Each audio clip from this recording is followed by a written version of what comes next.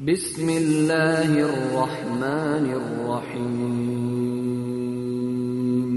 Ya ayyuhan nasu ittaqu rabbakumul ladhi khalaqakum min nafsin wahidatin wa khalaqa minha zawjaha أعوذ بالله السميع العليم من الشيطان الرجيم بسم الله الرحمن الرحيم الحمد لله رب العالمين والصلاة والسلام على أشرف الأنبياء والمرسلين وعلى آله وصحبه ومن تبعه بإحسان إلى يوم الدين وبعد فالندريم dhe lavdrimi takojnë vetëm Allahut Azza wa Jall. Salavat dhe selamet qofshin mbi pejgamberin ton Muhammedin sallallahu alaihi wasallam, familjen e tij, shokët e tij dhe gjithë ata që ndjekin udhëzimin e tij deri në ditën e gjykimit.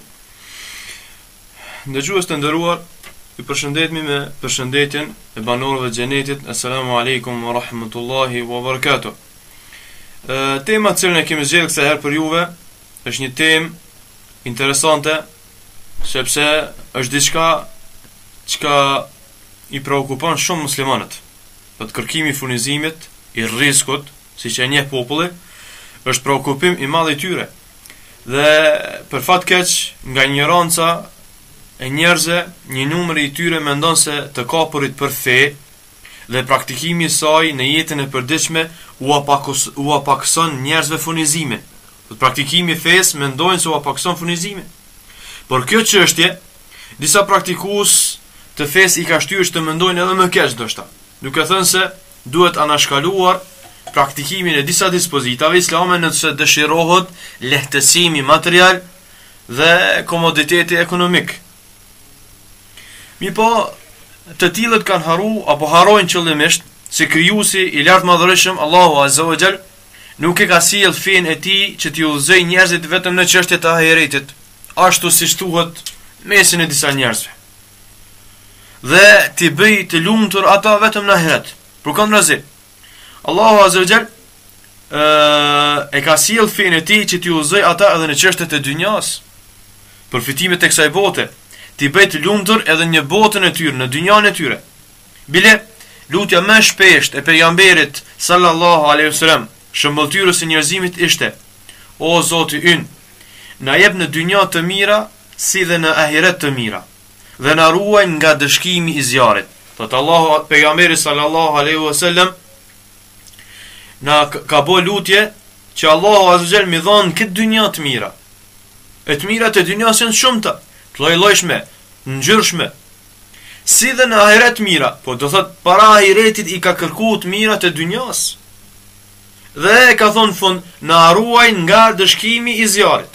Thot, saqë Allahu Azza wa Jall dhe i dërguari i tij umetit ja kanë rrëfyer edhe shkaqet legjitime të furnizuarit, jo vetëm që i ka treguar njerëzve se duhet me kërku rrezikun, duhet me kërku furnizimin, po në njëjtë kohë ja ka treguar edhe shkaqet, mënyrat se si me arri deri te furnizimi. Edhe këto shkaqe, këto mënyra, këto metoda që me arri deri te rreziku janë në fjalët e Allahut Azza wa Jall, ashtu siç janë në fjalët e pejgamberit të tij Muhamedit sallallahu alaihi wasallam. Kjo do thotë që Allahu Azza wa Jall nuk e ka lënë në errësirë dhe qorsokak njeriun, porse ja ka sqaruar ato shkaqe. Nëse njerëzit i meditojnë ato, kapen për to dhe i përdorin në mënyrën e mirëfillt, në mënyrën më të mirë, atëherë Allahu Azza wa Jall garanton furnizim të fuqishëm, të bollshëm, dhe ja hap dyert e bereqetit njerëzve nga qielli dhe toka. Nga qielli dhe toka. Ky është realiteti i Islamit për kërkimin e rrezikut. Pejgamberi sallallahu alaihi wasallam e ka lutur Allahun për të mirat e dynjas, ashtu siç e ka lutur për të mirat e ahiretit.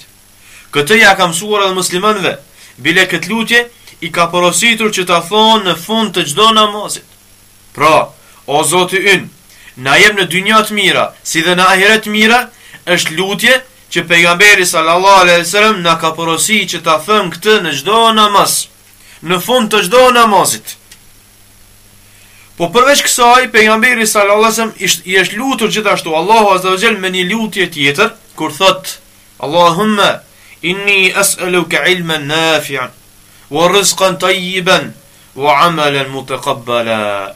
O Allahim, unë kërkoj prej teje dije të dobishme, wa rizqan tayyiban, dhe rizq furnizim të mirë, halal, wa amala mutaqabbala, edhe vepër të pranuar, Allahu azza wa jall tër këtë çështje, këtë realitet rreth kërkimit, furnizimit, rizkut, i cili gjitet në Islam, e ka përmbyll me një citat kuranor në kapitullin e Nahl kur thot: "Men amila salihan min dhakarin aw untha wa huwa mu'minun falanuhyiyannahu hayatan tayyibah." Kush bën vepër të mirë, qoftë mashkull apo femër, pa më parasysh se cilës gjini i takon, por bën vepra të mira dhe duke qenë besimtar, wa huwa mu'minun, ne do t'i japim atij një jetë mirë. Allah xhel do t'i jap atij çka? Një jetë mirë. Ku? Në këtë botë. Pra, nëse dëshiron që të jesh me rrezik të mirë, që të kesh një jetë mirë, të rehatshme, të lumtur, çka Allahu azza xhel do t'i besosh, të jesh besimtar dhe të bësh vepra të mira. Thot në vazhdim Allahu azza xhel: "Wa lanaziyannahum ajrahum bi ahsani ma kanu ya'malun." Thot dhe çka? Në botën tjetër Allahu azza xhel nuk ka garantuar ty që vetëm këtë dynja do është problem, po gjithashtu edhe në ahiret nëse ti beson edhe bën vepra të mira, çka në botën tjetër do të japin shpërblimin më të mirë për veprat e tyre. Do ta kesh shpërblimin më të mirë për veprat e tua, për besimin tënd, për veç të mirave të dynjas. Para se gjithash, citati wa huwa mu'minun, dhe ai është duke qenë besimtar, përfshin bot kuptimin e drejtë të muslimanit për atë që ja ka saktuar atij Allahu azza wa jall. Po kjo aludon diçka, se ti në këtë përfshihesh me diçka tjetër. Si duhet me kuptu ti caktimin e Allahut azza wa jall mbi ty për çështjet e dynjas që ta ka saktuar ai. Dhe kjo të ndihmon ty që ti me pas një jetë lumtur në këtë dynjë. Pse? Sepse tër pasuria, lumturia dhe rehatia njeriut nuk është në pasuri, nuk është në mallin që posedon, nuk është në parën, pallatet, veturat, kafsh, bagtin që posedon. Pasuria më e madhe është pasuria e zemrës, siç thot pejgamberi sallallahu alajhi wasallam. Po para se gjithash, është që ti të kënaqesh me atë që ta ka caktuar Allahu azza wa jall. Kjo është pasuria e zemrës.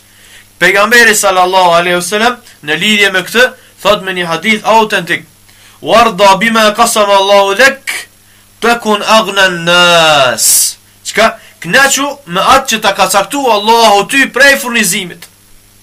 Takun aghna an-nas, do të jesh njeriu më i pasur. Do ta ndjesh veten sikur njeriu më i pasur. Pse? Kur ti kënaqesh me atë që Allahu ta ka caktuar ty. Këtë ta ka caktuar Allahu azza wa jall. Atë kënaqu me të, do të jesh më i pasur. Pse? Nëse ti kënaqesh me atë që ta ka dhënë Allahu azza wa jall, zemra yte nuk do të jetë zemër lakmitare. Zemra yte do të kënaqet me atë që ja ka dhënë Allahu azza wa jall. Gjersa ata që nuk kënaqen me atë që ka caktuar Allahu atyre, që ua ka caktuar Allahu atyre, ata vrapojnë pas përfitimeve të paleqshme, të shëmtuara, sikur kamata apo fajdja, bigjozi me të gjitha llojet e saja, e cila është shumë e përhapur në mesin ton, ku gjersa ti ecë në për qytetin ton, nuk gjen çdo 100 apo 200 metra vetëm se një vend të bigjozit dhe kumorit, ku njerëzit cilët i kanë humbur shpresat në Allahun azza wa jall, njerëzit të cilët nuk kënaqen me atë që ja ka caktuar Allahu azza wa jall, mundohen me shfrytzu metoda të tjera të paleshme të cilat Allahu azza wa jall ja ka ndoluar atyre për marrëdhjet e rrezikut furnizimi. E ato metoda të paleshme nga ato bigjozi dhe kumari, i cili është shumë i përhapur tek ndonjë, po edhe tek trit, po edhe tek veçlit, ato vetëm sjellin dëshpërim njerëzve. Ato vetëm se po sjellin dëshpërim njerëzve.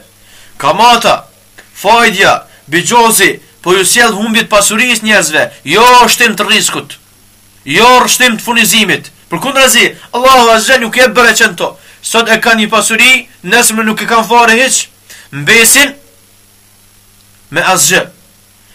Prej metodave tjera, trafikimi i qenieve njerëzore, ku njerëzit nuk e vendosin vetveten në pozitën e atyre cilët çka manipulojnë me ata.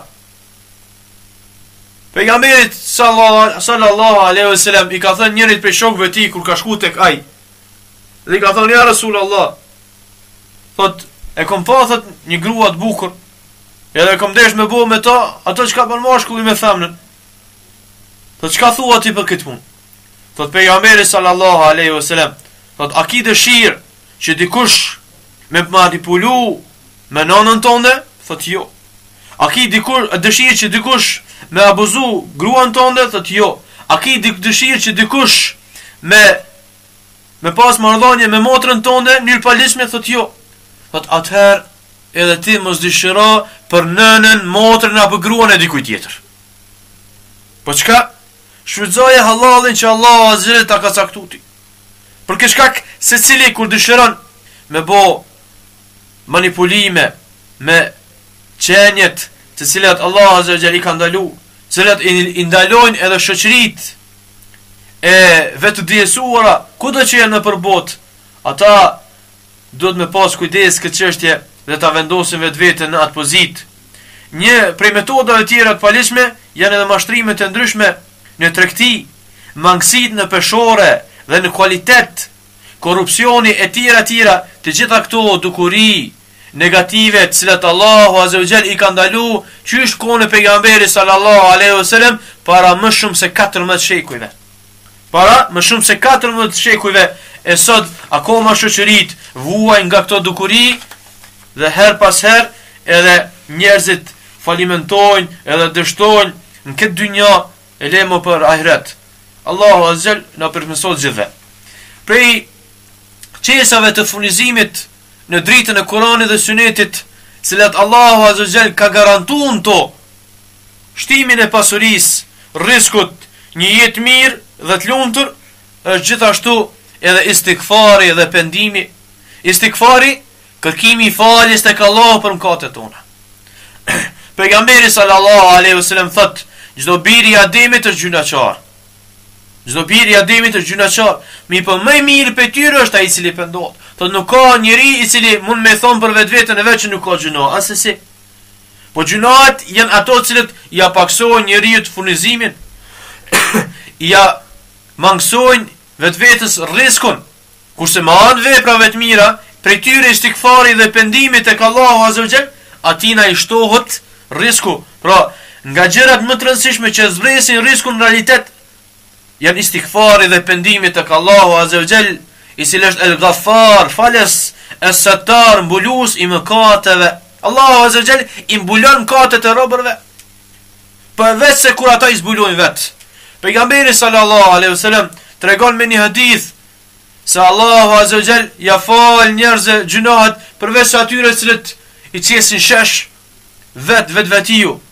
Kur është pyet pejgamberi sallallahu alaihi wasallam kush janë ata njerëz tillë, thot ata të cilët kanë bërë gjuna mëkate gjatë natës, kanë bërë mëkate gjuna gjatë natës, edhe ditën i zbulojnë ato para njerëzve. Allahu azza wa jall ja ka mbuluar ti, po ai shkon me qëllim i zbulon ato, apo ka bërë mëkate gjatë ditës e i zbulon natën.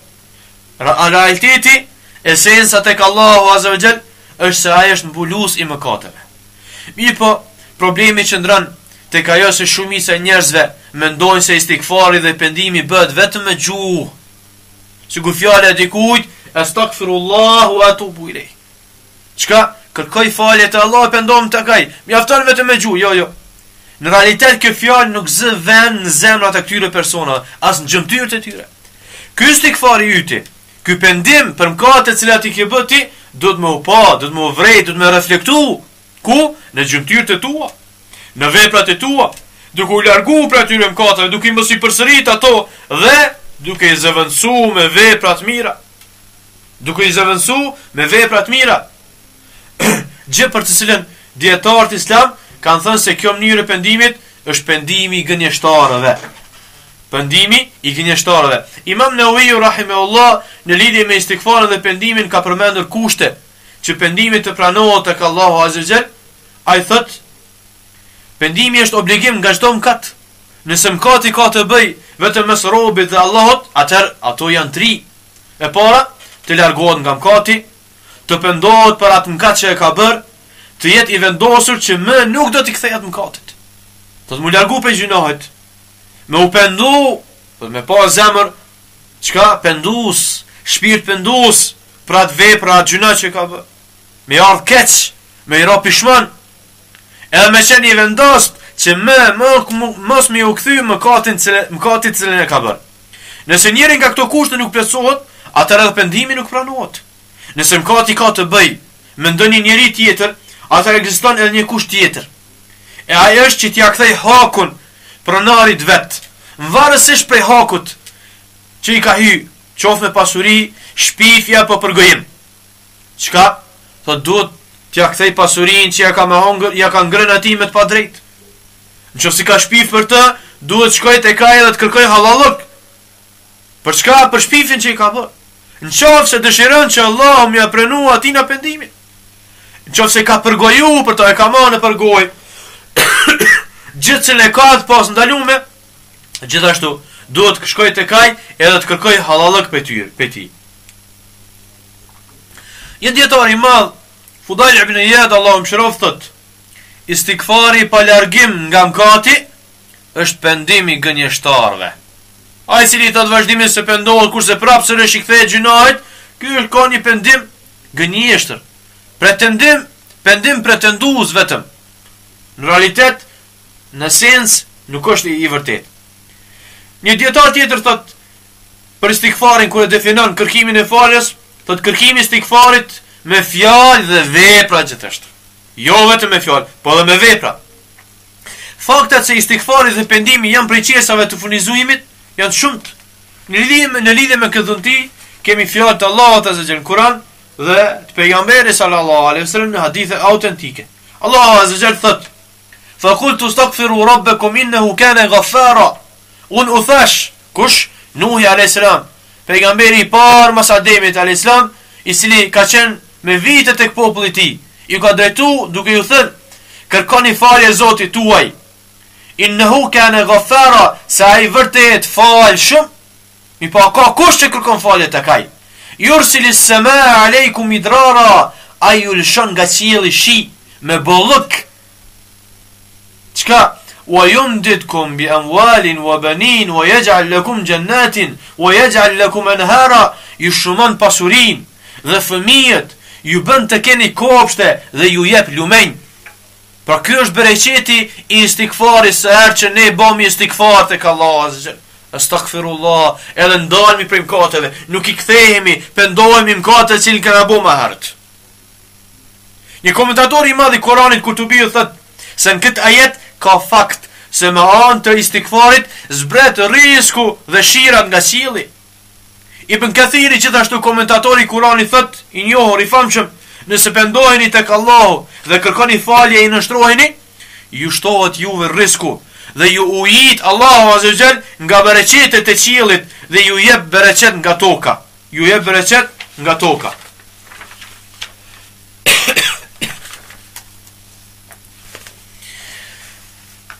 Një dietar i madh, Hasan al-Basri, i cili ka qenë njëri shumë i urtë dhe i mençur, i dishëm, njëherë ka shku tek ai një person është anku për sterilitet.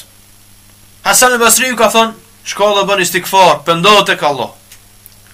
Ka shku një person tjetër është anku për varfëri. Njëjtën përgjigje ja ka dhënë edhe këtij. I treti ka shku për fëmijë, s'ka pas fëmijë. Njëjtën përgjigje ja ka dhënë edhe ti. I katërti është anku për fatësinë kopshtin e tij. Dhe edhe këtë e ka orientu, ka kërkimi i faljes nga Allahu azza dhe pendimet tek ai. Në fund e ka pyetur ai cili ka qenë prezant afër tij, një nxënës dhe shok i tij, ku i thot pse 4 personave me 4 probleme ndryshme ja dha një përgjigje, një zgjidhje. Thot Hasan al-Basriu, thot unë asgjë nuk thash nga vetja, por se fola me fjalët e Allahut azza xal. Pastaj ka lexu ajetet cilat i lexuam ne pak më herët. Çka? Kërkoni falje Zotit juaj, ai ju lëshon juve shira nga qielli me bollëk, ju shumon pasurinë dhe fëmijët, ju bën të keni kopshte dhe lumenj. Allahu azza xal në lidhje me këtë gjithashtu thot me një citat tjetër Kuranit: "Wa ya qawmi astaghfiru rabbakum thumma tubu ilayhi yursilis samaa alaykum idrara wa yazidkum quwwatan ila quwwatikum wa la tatawallaw mujrimin." Thot o populli im, kërkoni falje prej Zotit tuaj dhe kthehuni atij, ai ju lëshon shi me bollëk dhe fuqi suaj i shton fuqi. Që si jeni të fuqishëm, bëni istighfar, Allahu azza ju bën edhe më të fortë juve në çdo aspekt, në çdo fushë, në çdo sferë të jetës suaj. E mos refuzoni të bëheni mëkatar. Mos refuzoni që me bëj istighfar tek Allahu azza e mos ani të jeni mëkatar. Allahu azza gjithashtu me një citat tjetër kuranor thot: "Wa nastaghfiru rabbakum thumma tubu ilayhi yumatti'kum mata'an hasanan ila ajalin musamma." Thot kur ju kërkoni falje Zotit tuaj dhe pendoheni, ktheheni tek ai do t'ju mundsoj përjetime të mira në këtë jetë. Përjetime të mira në këtë jetë, sa jeni gjallë, deri në një afat caktuar, deri aty kur e keni vdekjen. Dhe çdo punë miri i jep shpërblimin e merituar, wa yu'ti kulli dhi fadlin fadlah. Allahu azza nuk ja pakson as kujt për veprat e mira që bën këtë dynja. Ja shton ato përkundrazi. Wa in tawallaw fa inni akhafu alaykum adhab yawmin kabir. Thot mirë po, nëse refuzojnë çka? Me kërku falje. Nëse njerëzit refuzojnë me u pëndu për gjunohat e veta, atëherë çka? On pra kam frikë për juve. Kam frikë dënimin e ditës madhe. Se Allahu azza wa jalla nuk e ndëshkon apo dënon një popull që bën istighfar, kërkon falje edhe pendohet, ose e kundërta, çka? Kur njerëzit nuk bëjnë istighfar, ai dënon. Në këtë aludon edhe një ajet tjetër kuranor, ku Allahu i madhreshëm thot: "Wa ma kana Allahu mu'adhibahum wa hum yastaghfirun." Allahu çka nuk do t'i dënoj njerëzit derisa ata të kërkojnë falje. Kur mesin e njerëzve, në jetën e tyre të përditshme, ekziston istighfari, pendimi për mëkatet të cilat i bëjnë ata, Allahu azza wa jalla tek ai popull nuk lëshon ndëshkim. Mi po nëse mungon kjo, ata nuk janë garantuar për ndëshkimin e Allahut azza wa jalla. Ata janë rrezik, ata janë pritje të dënimit të Allahut azza wa jalla, pa marrë parasysh se çfarë dënimi të Allahut azza wa jalla të ndryshme. Për ata popull, të cilët tregon kryeneç, nuk pendohen tek Allahu azza wa jalla e as nuk kërkojnë falje për gjunat e veta. Transmetohet nga pejgamberi alayhi salam se ka thënë: kush shpeshton istighfarin, Allahu i gjen atij zgjidhjen nga çdo breng, nga çdo vështirësi i gjen rrugdalje, si dhe funizon prej ka nuk e pret. Dietarët e hadithit kanë qenë në mos përputhje rreth saksisë së këtij transmetimi, po sido që të jetë, edhe nëse rruga e transmetimit këtë hadithi nuk është e saktë, kjo fjalë është pajtim me ajetet të cilat i përmendëm më herët, se me të vërtetë Allahu azza wa jall gjen rrugdalje, gjen zgjidhje për çdo person i cili bën istighfar edhe pendohet tek Allahu azza wa jall. Kur është më vështirë, ai kthehet Allahu azza wa jall, pendohet për mëkatet e veta, bën istighfar, Allahu azza wa jall ja çon atij rrugdaljen edhe furnizon prej ka se pret hiçaj. Pejgamberi sallallahu alaihi wasallam në një hadith tjetër thotë: i lumt atij që në regjistrin e tij, në ditën e kiametit, gjen istighfar shumë. Ditën e gjykimit, secili do ta ketë regjistrin e vet të veprave të veta që i ka bën këtë botë, qofshin prej fjalëve apo prej gjymtyrëve. Çdo imsir, çdo vepër e madhe apo e vogël do të jetë atë në regjistër. Ai që në regjistrin e vet gjen shumë istighfar, thot pejgamberi sa i lumt atij. Çka do të thotë kjo? Se i lumi ai i cili e gjen këtë, sepse do të jetë për të shpëtuarve.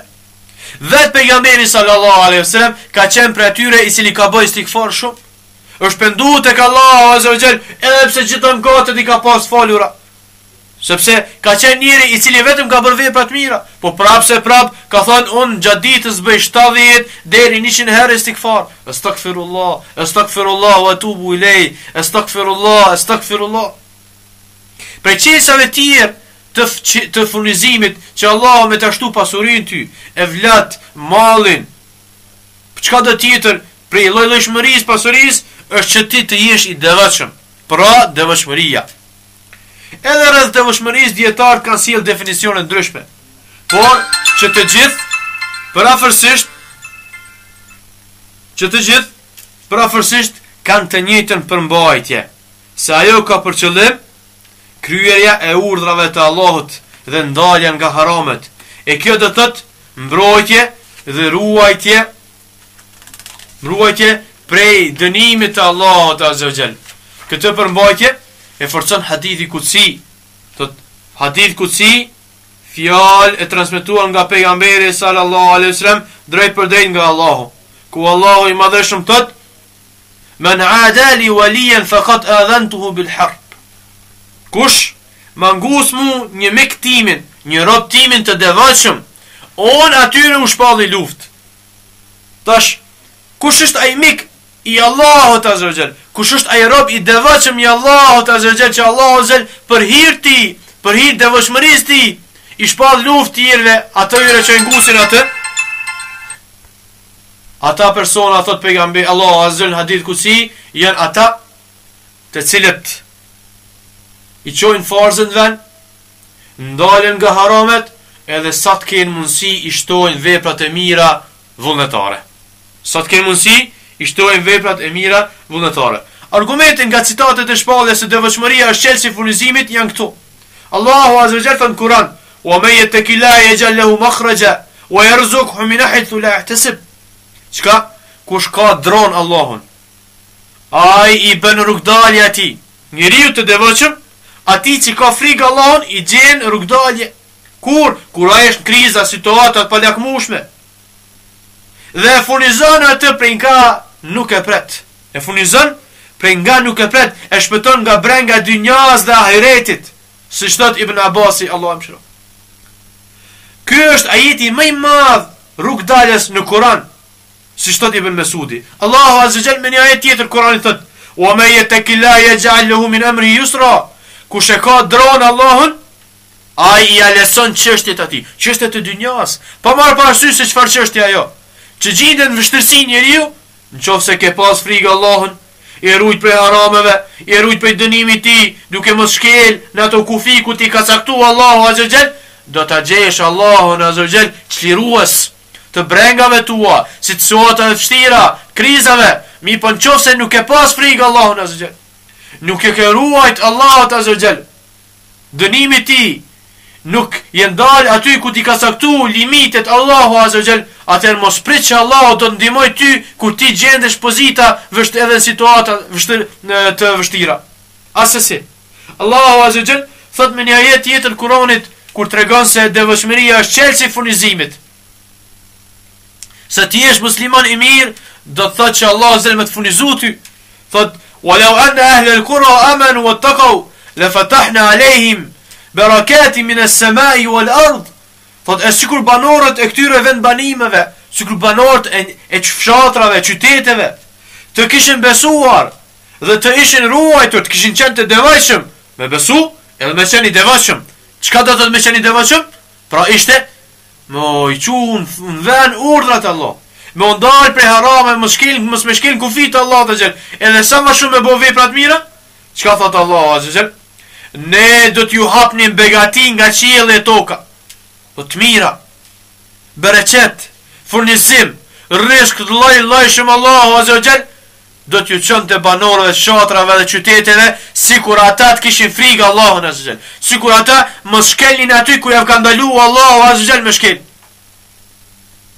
Thot Allahu azza jall vazhdim: "Walakin kadhabu fa akhadnahum bima kanu yaksibun." Këtu Allahu azza jall po flet për disa popull të mëhershëm, se asi Allahu ju ka thënë pejgamber, i ka këshillu, ata s'kan pranu, ka përgënjeshtru, nuk i ka besu atyre pejgamberve, atyre hoxhallarëve që Allahu azza jall i ka dërguar te ata.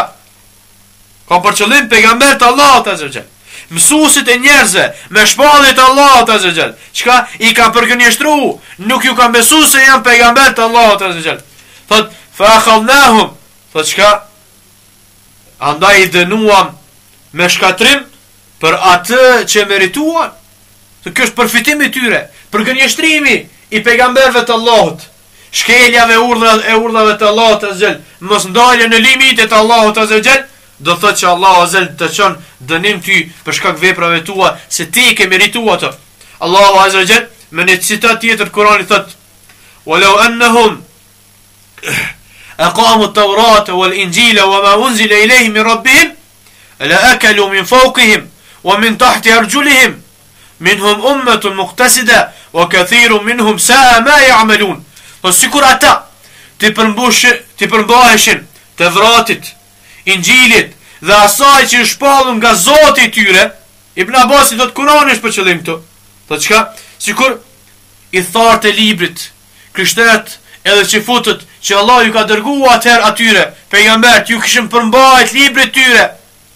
Kujt Tevratit dhe Injilit, ata do të kënaqeshin. Çka? Do të hanin nga gjitha llojet e pemëve dhe perive, prej qiellit edhe prej tokës, që rriten mbi ata dhe nën këmbët e tyre. Çka? Është një grup i drejt, i matur për tyre, por shumë për tyre bëj vepra të këqija. Jo gjithë ka qenë këqij. Mirë, por shumica kanë bërë vepra të këqija.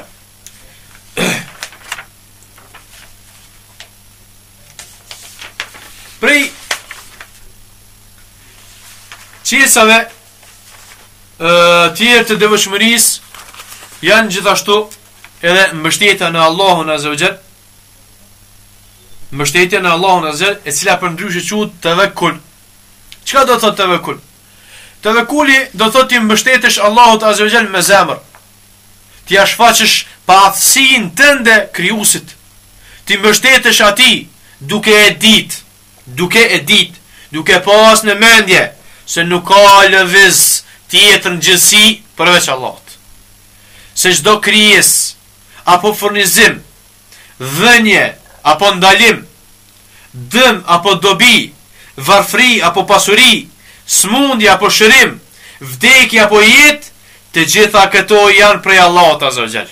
Nëse këtë e ke parasysh, ti je për atyre që je mbështetur Allahut Azza wa Jall me zemër. Allahu Azza wa Jall, pejgamberi sallallahu alaihi wasallam thot me një hadith: "Law annakum tawakkaluna ala Allahi haqqa tawakkulih." Sikur ju kishit mbështetur Allahut Azza wa Jall me një mbështetje të drejtë, të sinqertë, reale, la ruziktum kama turzaqu at-tayru taqdu khimasan wa taruhu bitanan. Çka? Do të ishit furnizuar ashtu siç furnizohet zogu. Si furnizohet zogu? Në mëngjes del, thot pejgamberi alayhis salam, me barkun e zbrast, kurse kthehet i shëndosh dhe me bark të mbushur. Kthehet i shëndosh dhe me bark të mbushur. Allahu Azza thot në Kur'an: "Wa man yatawakkal 'ala Allahi fa huwa hasbuh." Ai i cili mbështetet Allahut, Allahu i mjafton atina. Inna Allaha balighu amri, fa qad ja'ala Allahu li kulli shay'in qadra. Thot Allahu e ka arrit kulminacionin e kumtimit çka të festina, të realitetit urdhrave të tij. Çka Allahu Azza wa Jall për çdo gjë e ka bërë me mas. Çdo sen e ka caktuar, e ka bërë me mas. Dietarët kanë thënë se nga çdo gjë që i ngushton njerëzit, Allahu Azza wa Jall ka thënë çlirim për ta, rrezik për ta. A thu mbështetja këtu ka për qëllim në fe që me lanë me praktis punën, mos me punu hiç, sepse ka për atyre njerëzve që mendojnë kësaj, se nuk ka nevojë me punu hiç fare. Mi po përgjigja vetë u cek në hadithin e sipërm me zogun i cili del mëngjes për të kërkuar rrezikun, pa tregti apo punë toke. E mbështetur në Allahun Azza wa Jall. Çka do thotë kjo? Se zogu ka dalë mbështetur në Allahun Azza wa Jall. Allahu Azza wa Jall ka dalë mbështetur, mi po çka? Ka dalë e ka lyp rrezikun. Jo vetëm ju ka mbështetur Allahu Azza wa Jall me zemër, kurse me vepra nuk ka punu hiç. Asesi. Thot Imam Ahmedi, një dietar i madh i këtij umeti, hadithi nuk është argument për braktisjen e punës. Përkundrazi, hadithi nxit në kërkim të rrezikut. Nxit në kërkim të rrezikut përmes punës halal. Mi po na mëson se sikur njerëzit të ishin mbështetur Allahut në nxitimin e tyre, duke e ditur se e mira është vetëm me dorë të Allahut, atëherë nuk do të ishin kthyer ndryshe vetëm se të pasur edhe të shëndosh sikur se zosht. Dhe këtë e forcon edhe më shumë hadithi kur një prej njerëzve ka shku te pejgamberi sallallahu alaihi wasallam, ka hyrë në xhami edhe i ka thonë: "Ja Rasulullah, o pejgamberi i Allahut, unë hynë mbrana, mi po deva nuk e lidha hiç, ja lash Allahut Azza wa Jall, ju mbështet Allahut Azza wa Jall." Pejgamberi sallallahu alaihi wasallam ja ktheu duke i thënë: "Shko, lidhe devën e pastaj mbështet ju Allahut Azza wa Jall." Tha shko çoj shkakun vend, Pastaj mbështet ju Allahu azza wa jall se ai do ta ruan devën ty. Se ai do ta ruan devën ty. Prej qesave të furnizimit me risk është gjithashtu edhe përkushtimi në adhurimin e Allahut azza wa jall. Përkushtimi në adhurimin e Allahut azza wa jall. Nuk është për qëllim me këtë lënje e punës, por as qëndrimi ditë e natë në xhami, por robi duhet të jetë me zemër të vëmendshme gjatë adhurimit. Adhurimin kur e bën, adhurim. Namazin, namaz. Jo namaz me qenë me trup, kurse me zemrën tonë, me mendjen tonë me qenë larg në punë të dynjas. Çka? Duhet me pas mendjen se ai i është drejtuar krijuesit, udhëheqësit edhe pronari suprem. Pejgamberi sallallahu alaihi wasallam thot se Allahu azza wa jall thot: "Ya ibn Adam, o biri Ademit, o njeri, tafarraq li ibadati amla sadraka ghina." Përkushtoju adhurimin tim. Adhurimin ku ta bësh, bëje me përkushtim. Çka? Unë gjoksin tënd ta mbushi me pasuri, të zemrën tënde, e se gjetën gjendën gjoksin tënd ta bëj të pasur. Wa asuddu faqrak, po gjithashtu cili risk që me ta mbulu ty varfërin tënde, fukarallëkun tënd, ta çoj riskun për hir të çkafit, për hir për kushtimin tënd gjatë namazit, gjatë agjerimit, apo adhurimeve tjera. Çka? Thon vazhdim. Wa in la taf'al, nëse nuk vepron, nëse nuk je i përkushtuar në adhurim, mala'tu yaduka shughla, thot atë durët e tua ti bëj mundën me dynja, wa lam asuddu faqruk, kurse nuk i mundsi me mbulu, me pengu varfërin tënde, me largu varfërin tënde. Ti ja punë shumë të dynjas, preokupoj me punë shumë të dynjas, kurse s'u ne largon fukarallëkun tënd. S'u ne largon fukarallëkun tënd. Prej qesave tjerë të furnizimit është gjithashtu edhe përcjellja mes haxhit dhe umrës, ku nëse ka bër njeriu një haxh, është mirë me pasu me umre, apo nëse ka bën umre me bën një haxh. Pejgamberi sallallahu alaihi wasallam në një hadith autentik thot: "Tabi'u bayna al-hajj wal-umra, فإنهما ينفيان الفقر والذنوب كما ينفي الكير خبث الحديد والذهب والفضة." Thot pasoni mes haxhit edhe umrës. E ke kryer një haxh, nxito sipas mundësive, bëj edhe një umre. Ose e kundërta, sepse këto dyja, pasimi njërin pas tjetrës, i fshin, i largojnë kanë fukarallëkun edhe gjunahet, ashtu që shehik zjarmi ndryshkun e hekurit, aret edhe të argjendit. Me zjar e hek ndryshkun, qoft hekur, qoft në arip, qoft në argjend. Kësisoj me pasimin edhe haxhit e tumrës, e hek në katët e tua që ki edhe varfërin në të cilën gjendesh në të.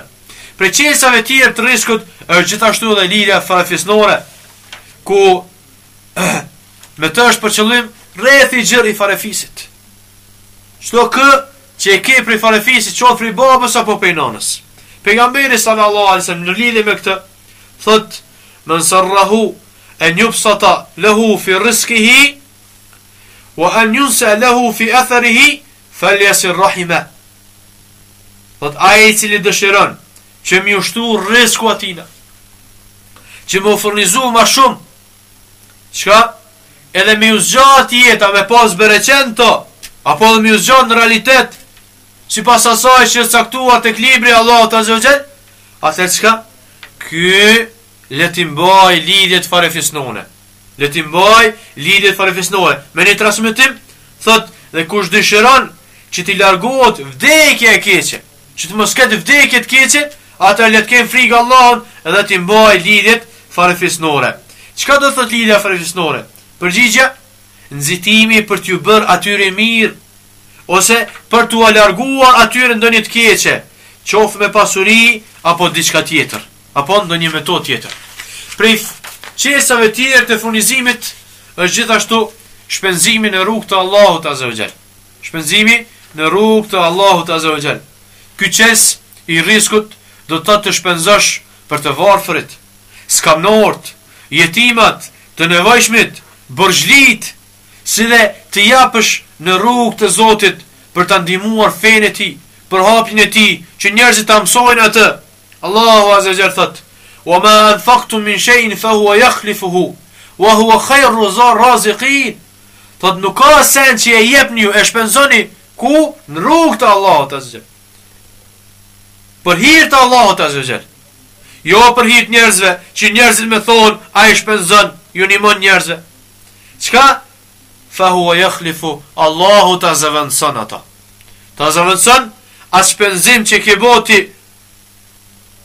Wa huwa khayru raziqin, sepse ai është furnizuesi më i mirë. Pra, mos u frikson nga shpenzimi për mirë, sepse është kurth e shejtanit, është mashtrim i tij që më ndal ty, më ndal, derisa të vjen koha ti me vdek, me shku në varr edhe me alon pasuri dikujt tjetër, vetëm me shfryzu për hir të Allahut azza xal, që ajo është vepra cilën ti e merr me veti. Pejgamberi sallallahu alaihi wasallam thot, njeriu kur vdes në varrin e tij shkon me 3 gjëra. 2 kthehen mbrapa kurse një jet me të. Mbrapa i kthehet pasuria e tij, edhe familja e tij, kurse jesin atina veprat e cilat i ka bën këtë botë. Atëherë, nëse ke pasuri, shpenzo për hir të Allahut azza xal, duke u ndihmu forma ndryshme njerëzve, cilat e kënaqin Allahun azza xal, edhe mos bjerë prej e kurthave të shejtanit, i cili ndalon nga shpenzimi në rrugën e Allahut. Allahu azza xal thot në Kur'an, "Ash-shaytanu ya'idukumul faqra wa ya'murukum bil fahsha." Thot shejtani u premton juve varfërinë ves. Çka? "Wa ya'murukum bil fahsha." Edhe ju urdhëron juve me punë të fleshta. Çka? Thot, "La tunfik malak." Mos e shpenzo pasurinë tënde. "Wa amsikhu lak." Mbaje për vete. "Fa innaka tahtaju ilay." Sepse ti ke nevojë për të, siç komenton Ibn Abbas. Thot Allah në vazhdim, "Wallahu ya'idukum maghfiratan minhu wa fadlan wallahu wasi'un alim." Kurse Allahu azza wa jall ju premton juve falje për gjunat e juve. Wa fadlan, edhe të mira kur ju shpenzoni. Ju shpenzoni për Allah, Allahu azza wa jall ato u shumë fishon. Wallahu wasi'un alim. Allahu azza wa jall është i gjerë edhe i gjithdijshëm. Pejgamberi alayhis salam thot me një hadith se Allahu azza wa jall ka thënë, "Ya ibn Adam, unfik alejk." O bir i Ademit, jep, unë të jap ty. Jep ju të tjerve, shpenzone të tjerë, ndihmoju atyre që ka nevojë, unë shpenzoj për ty. Unë ta zëvendësoj atë, unë ta kthej atë, unë ta shtoj atë aty. Thot pejgamberi sallallahu alaihi wasallam në një hadith tjetër, "Ma min yawmin yusbihu al-ibadu fihi illa malakan yanzilan fa yaqulu ahaduhuma." Thot nuk ka ditë që gdhin, vetëse që robët gdhin në të, vetëse 2 melek i thonë, zbresin e thonë, njëri për tyre thot, "Allahumma a'ti munfikan khalafa." O Allahu im, jepi ati i cili jep, ati i cili shpenzon, ktheja, zëvendësoja ati i cili shpenzon për ty, o Allah. Kurse tjetri thot, meleku tjetër thot, lutet e ka Allahu, e lutet e tyre pranohen. O yaqulu al-akhir, "A'ti mumsikan thalatha." Kurse ati i cili ndal, nuk ju jep njerëzve, jepi çka? Jepi shkatrim. Çka? Jepi atë që ata të japin në atë që s'ju bën dobi. Le të harxojnë pasurinë në atë që s'ju bën dobi, as në dynjë as në ahiret. Pejgamberi alayhis salam thot në një hadith, "Ma naqasa malun min sadaqa." Nuk paksohet pasuria nga sadakaja. Asesi, ti mendon që i ke humb një sasi, një 10% për ati që 100% që e posedon, mi po Allah azza wa jalla ta zëvendëson ato, edhe tje prej ka nuk e pret të hiç, edhe ta shumë fishon. Pse? Se ka garantuar që Allah azza wa jalla thot, "O biri i Ademit, jep, unë ta zëvendësoj ty. Jep u të tjerëve, unë të jap ty." Pejgamberi sallallahu alaihi wasallam tregon me një hadith, dhe me këtë po përfundojmë këtë emision. Thot se një njeri kishte qenë duke ecur, dhe gjatë ecjes tij kishte ndëgjuar, gjatë një udhëtimi kishte ndëgjuar një zën nga qielli, duke i urdhëruar rreth e qiellit që të shkojnë në filan kopshtin e filan personit dhe të shojnë shiin të. ky njeri është habit. Edhe ju ka afru gjatë rrugës, gjatë ecës, e shen një kopsht me një vend. Kur mbi atë kopsht ishin dalë disa re, edhe pëlqenin shi, ujë. Afrohet e kopshti, kur pranarin e kopshtit, edhe afrohet ati i flet, thot, a mos jeti vallë filani, dhe kanë dëgjuar emrin e tij nga qielli. Thot po. Thot pak më herë, thot, ndëgjova emrin tënd duke u përmend qiell.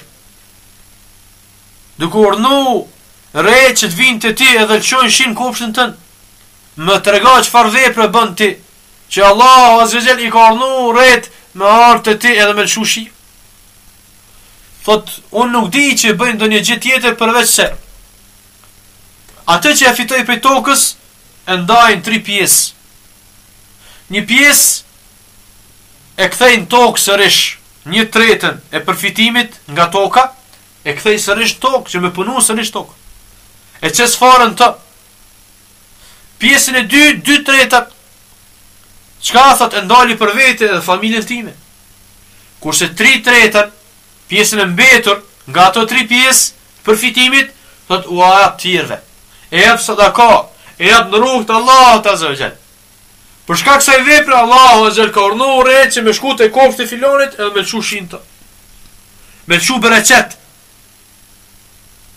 Pejgamberi sallallahu alaihi wasallam në një hadith i thot Bilalit radiallahu anhu, shoku tit afërt, muezinit tina, thot ilfiq ya Bilal, wala takhsha min dhil arshi ikhlala. Thot o Bilal, thot shpenzo për Allahun Azza, në rrugt Allahut Azza, dhe mos ke frikë nga Allahu Azza i cili qëndron mbi arsh, se do ta paksoj pasurinë ty. Përkundrazi, sikur po i thot o Bilal, jep se Allahu ta shton ty. Jep se Allahu t'jep ty. Këto ishin disa nga qesat e shumë të furnizimit sipas Kuranit edhe fjalëve të pejgamberit sallallahu alaihi wasallam. Elusim Allahun Azza wa Jall që na bëj për atyre cilët besojnë të bëjnë vepra të mira, e shumojnë stikfarin edhe i çojnë vend shkaqet cilat me anë tyre çka arrin drejt e furnizimi. Elusim Allahun Azza wa Jall që të na furnizoj me këto qelsa cilët na i shtojnë neve furnizimin e lloj-llojshëm. Edhe atë pastaj e shfrytëzojmë duke kënaqur Allahun Azza wa Jall për me arrit kënaqësinë e tina, i cili është qëllimi kryesor i çdo besimtari me anë veprave tina në këtë dynjë. Allahu Azza wa Jall është ai i cili ndëgjon lutjet tona dhe u përgjigjet atyre.